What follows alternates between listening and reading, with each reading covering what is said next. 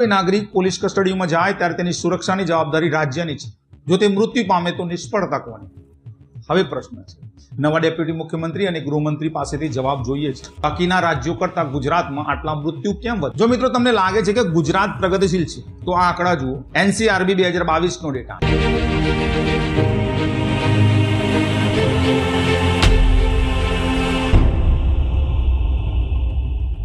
નમસ્કાર મિત્રો, તમારું સ્વાગત છે ધ ટ્રેન્ડિંગ ટોકના ગુજરાતી પ્લેલિસ્ટ ટ્રેન્ડિંગ ગુજરાતની અંદર.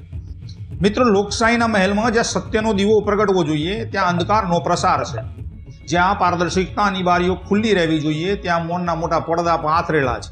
અને જ્યાં આંકડાઓ જનતાના હિતમાં બોલવા જોઈએ ત્યાં તેઓ ફાઇલોના અંધારામાં દબાયેલા પડ્યા છે.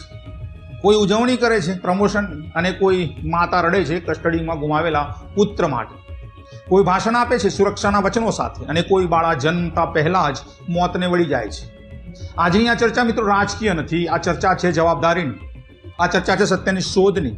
અને આજે આપણી સામે છે નેશનલ ક્રાઇમ રેકોર્ડ બ્યુરો યાની કે NCRBના સત્તાવાર આંકડા, સરકારની પોતાની એજન્સીના પ્રમાણિક ડેટા. આ આંકડા જાહેર છે પણ અજાણ્યા રહી ગયા છે.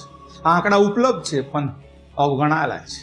17 ઓક્ટોબર 2025 હર્ષ સંઘવી સાહેબ ડેપ્યુટી મુખ્યમંત્રી બને છે અને ગૃહમંત્રી પણ બન્યા. પ્રમોશન થયું, ઉજવણી થઈ, અભિનંદન થયા, દિવાળી જેવો માહોલ થયો. પરંતુ એક સવાલ અધૂરો રહી ગયો છે. છેલ્લા 4 વર્ષમાં તેવું શું બન્યું? આજે સંઘવી સાહેબને પ્રમોશન મળ્યું. આજે અમે તે સવાલ પૂછીએ છીએ 3 મહત્વપૂર્ણ મુદ્દાઓ પર, માત્ર સત્ય સાથે, માત્ર આંકડાઓ સાથે, માત્ર જવાબદારીની માંગણી સાથે. સૌથી પહેલો મુદ્દો છે કસ્ટડિયલ ડેથ. બીજો મુદ્દો છે આર્થિક ગુનાખોરી અને ત્રીજો મુદ્દો છે બાળ હત્યા. સૌથી પહેલો મુદ્દો કસ્ટડિયલ ડેથ. 3 વાર ગુજરાત નંબર 1 ભારતની અંદર.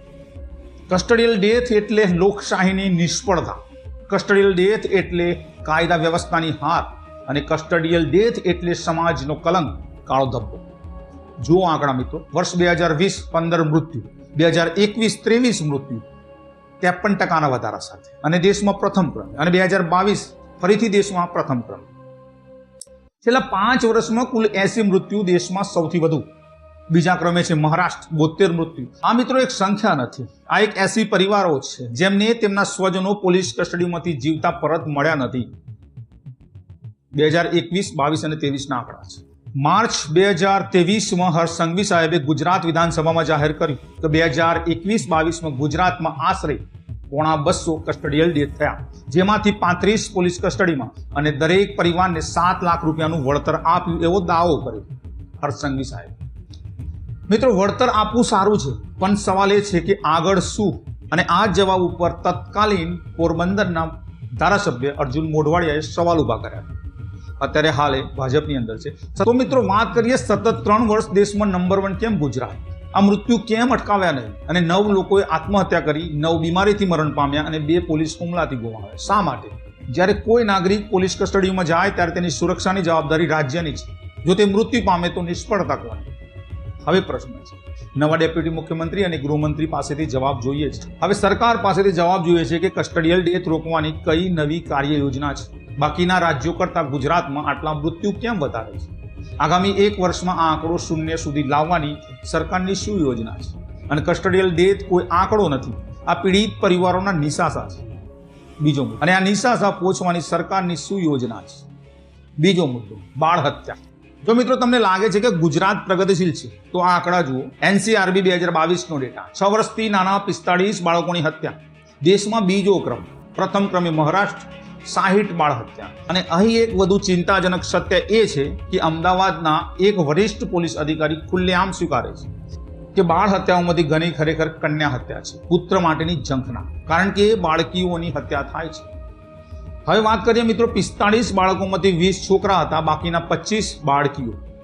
આધુનિકતાના ઢોંગ પાછળ સમાજ હજુ પણ પુત્રીને બોજ ગણે છે અને આ હત્યાઓ ચાલુ છે. 6 થી 12 વર્ષના બાળકોની હત્યામાં ગુજરાત ત્રીજા ક્રમે. 22 બાળકો, જેમાંથી 11 છોકરા અને બાકીના 11 બાળકીઓ. અને પ્રશ્નો સ્પષ્ટ છે મિત્રો, કન્યા હત્યા સામે કોઈ નવી કાર્ય યોજના છે? સમાજને શિક્ષિત કરવાની કોઈ નવી મુહિમ છે? અને બાળ હત્યાના ગુનેગારો સામે ફાસ્ટ ટ્રેક કોર્ટ કેમ નથી? બાળકો સમાજનું ભવિષ્ય છે. જો આપણે તેમને જીવતા જ નહીં રહેવા દઈએ તો ભવિષ્ય શું રહેશે? 45 બાળકો માત્ર આંકડા નથી, આ 45 સપના છે જે ક્યારેય પૂરા નહીં થાય. ત્રીજો મુદ્દો, નકલી નોટ. 98% માત્ર ગુજરાતમાં. હવે આવીએ સૌથી ચોંકાવનારા આંકડા ઉપર. મિત્રો, આર્થિક ગુનાઓમાં ગુજરાતનો રેકોર્ડ વર્ષ 2022માં 3670, વર્ષ 2023માં 4912 કેસ, વધારો 33.8%. રાષ્ટ્રીય સરેરાશ વધારો ગણીએ તો 6%. એટલે કે ગુજરાત દેશની તુલનામાં 5 ગણી ઝડપે આગળ વધી રહ્યું છે, પરંતુ ખોટી દિશામાં. અને હવે સૌથી મોટો આંચકો, નકલી રૂપિયા 2000ની નોટ. પકડાયેલી નકલી 2000ની નોટમાંથી 98% માત્ર ગુજરાતમાંથી. 98%. દિલ્હીમાં મિત્રો 70,253 રૂપિયા નકલી નોટ. ગુજરાત દિલ્હીથી 16 ગણું આગળ છે નકલી નોટ પકડવાના કિસ્સામાં. પ્રશ્નો સ્વાભાવિક છે મિત્રો. પહેલો પ્રશ્ન, આ નકલી નોટ ક્યાંથી આવે છે? કોઈ મોટી ગેંગ છે? બોર્ડર સિક્યુરિટી આપણી નબળી છે? કોઈ આંતરિક નેટવર્ક છે કે? અને બીજો પ્રશ્ન, કોણ છાપે છે? આટલા મોટા પાયે નકલી નોટ છાપવા માટે મશીનરી જોઈએ, અને પોલીસ ઇન્ટેલિજન્સ શું કરે છે? ત્રીજો પ્રશ્ન, આ નોટ બજારમાં કેવી રીતે ફેલાય છે? ડીલર કોણ છે? અને મની લોન્ડરિંગ કેવી રીતે થાય છે? પણ જ્યારે તે હવે પ્રમોશન સાથે ગૃહમંત્રી છે, સુપર સીએમ છે, તો નકલી સિન્ડિકેટ તોડવાની કાર્ય યોજના શું છે? આટલા મોટા પાયે નકલી નોટ કેમ પકડાય છે? અને મૂળ સ્ત્રોત સુધી પહોંચવાની યોજના શું છે સરકાર? નકલી નોટ માત્ર આર્થિક ગુનો નથી, આ દેશની અર્થવ્યવસ્થા સાથે દગો છે, નાગરિકોનો વિશ્વાસ સાથે છેતરપિંડી છે. મિત્રો, જવાબદારી અને પરિવર્તન. આજે આપણે 3 મહત્વપૂર્ણ મુદ્દા તમારી સાથે મૂક્યા છે. પહેલો મુદ્દો, કસ્ટડિયલ ડેથમાં સતત 3 વર્ષે દેશમાં પ્રથમ, છેલ્લા 5 વર્ષમાં 80 મૃત્યુ. બીજો મુદ્દો, 6 વર્ષથી નાના 45 બાળકોની હત્યા, જેમાંથી ઘણી કન્યા હત્યા, દેશમાં બીજા ક્રમે. ત્રીજો મુદ્દો, નકલી રૂપિયા 2000ની નોટ, દેશમાં 98% હિસ્સો ગુજરાત. આ માત્ર આંકડા નથી મિત્રો. 80 કસ્ટડિયલ ડેથ એટલે 80 પરિવારોના આંસુ, એમના નિશાસા. 45 બાળ હત્યા એટલે 45 ભવિષ્યનો અંત. અને 11 લાખ નકલી નોટ એટલે અર્થતંત્ર સામે છેતરપિંડી. મિત્રો, 17 ઓક્ટોબર 2025 નવું મંત્રીમંડળ બને, નવા મંત્રીઓ મળ્યા, હર્ષ સાહેબનું પ્રમોશન થયું, ડેપ્યુટી મુખ્યમંત્રી બને છે અને ગૃહમંત્રી પણ છે, અને તેમને અમે અભિનંદન પાઠવીએ છીએ દિલથી.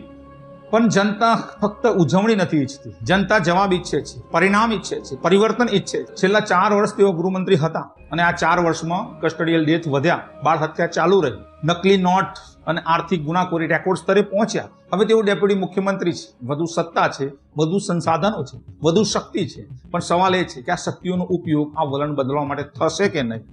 અમે આશા રાખીએ છીએ કે આના ઉપર ઝડપથી કાર્યવાહી કરવામાં આવે અને ગુજરાતની જનતાની આશા આકાંક્ષાઓ ઉપર ઝડપથી નિર્ણય લેવામાં આવે. તો મિત્રો, આ કોઈ રાજકીય દસ્તાવેજ નથી, આ કોઈ પક્ષપાતી હુમલો પણ નથી. આ માત્ર સત્ય છે, સાદું અને સરળ, સત્તાવાર સત્ય. નેશનલ ક્રાઇમ રેકોર્ડ્સ બ્યુરોના આંકડા, સરકારની પોતાની એજન્સીના આંકડા, જાહેર આંકડા. આંકડા બોલે છે, એના જાહેર ડોમેન્ટમાં પણ ઉપલબ્ધ છે, અને આપણે સાંભળવાની જરૂર છે, એને જોવાની જરૂર છે, અને એના ઉપર એક્શન લેવાની જરૂર છે. લોકશાહી એટલે મિત્રો પ્રશ્ન પૂછવાનો અધિકાર, લોકશાહી એટલે જવાબ માંગવાનો અધિકાર, અને લોકશાહી એટલે સત્યને જાણવાનો અધિકાર. જનતા જોઈ રહી છે, આંકડા બોલી રહ્યા છે, ઇતિહાસ નોંધી રહ્યું છે. પરિવર્તન થવું જોઈએ, પરિણામ મળવા જોઈએ. તો મિત્રો, આ એક નાનકડો પ્રયાસ હતો, જે 3 પોઈન્ટ ઉપર ખરેખર ગુજરાતનું હાલત થોડી નબળી છે. આપણે આશા રાખીએ કે નવું મંત્રીમંડળ, નવા ગૃહમંત્રી આના ઉપર ધ્યાન દોરે અને ગુજરાતના જનતાની આશા આકાંક્ષાઓ ઉપર ખરા ઉતરે. મળીએ એક નવા વિડીયોમાં, નવા ટોપિક સાથે, નવી વાતો સાથે, નવી ઉર્જા સાથે. ત્યાં સુધી તમે ખુશ રહો, સલામત રહો, એ જ મારી પ્રાર્થના. જય હિન્દ, જય ભારત, જય ગરવી ગુજરાત.